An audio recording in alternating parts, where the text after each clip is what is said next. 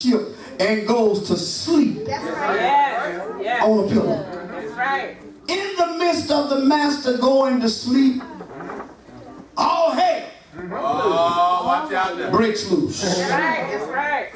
A storm of wind rises up and begins to beat into the boat. Yeah. In so much that their lives were in jeopardy. All right. In the midst of this great storm, the disciples run to Jesus. Yeah, it is. I like that right there. The disciples run to Jesus.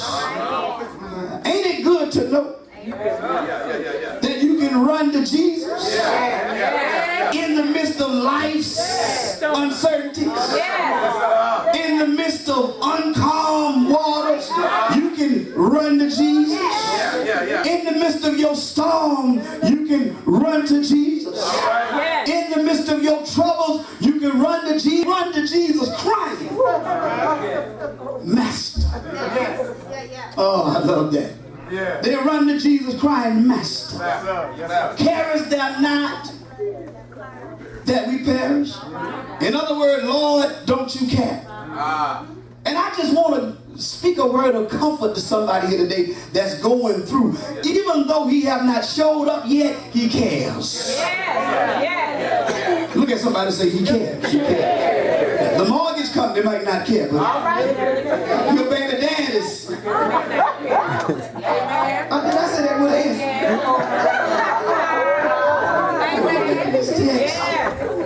I'm just trying to get invited back out here. He came. Then Jesus arose. He gets up to do something about what they're going through. And I stopped by today to let somebody know that Jesus has gotten up to do something about what you're going through. So some of y'all will get that next week when you're at Walmart. You'll get that next week when you're at Kroger. I say Jesus has gotten up to do something about your situation.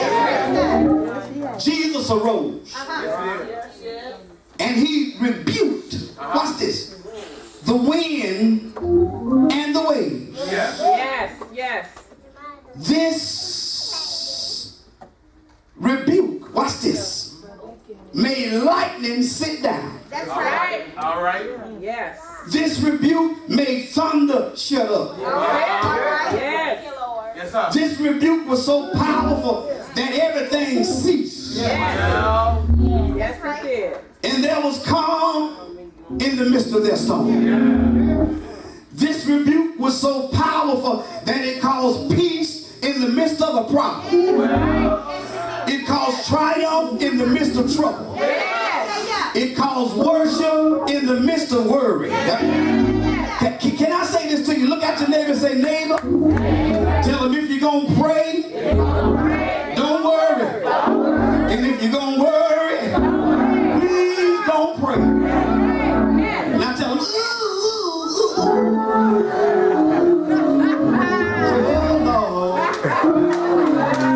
trying to get some preaching license with me. Jesus said to his disciples, his students, those whom he had taught, those whom he had trained, those who saw him turn water into wine, those who saw him call Lazarus from the grave. He said to them, he said, where is your faith? In the midst of your storm, that's what God wants to know. He wants to know where is your faith. In the midst of your trouble, he wants to know where is your faith. Anybody, and I'm closing right here, anybody can have faith when they got the number for the cash 3. Anybody can have faith when they got money on their food stamp card. Anybody can have faith when they got a good man, when they got a husband, when they got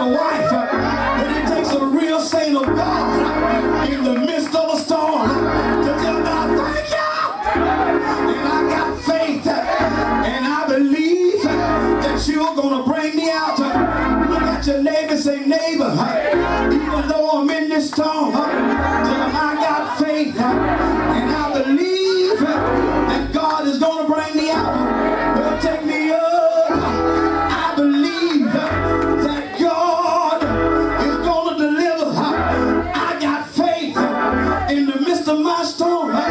You can tell your neighbor, say, neighbor, say, I see your dress, but where is your faith? That's a bad suit you got on, but where is your faith? That's a bad hair on your head, or whoever hair that is. But where is your faith? Can I get a witness here? Ask your neighbor, say, neighbor, say, where's your faith?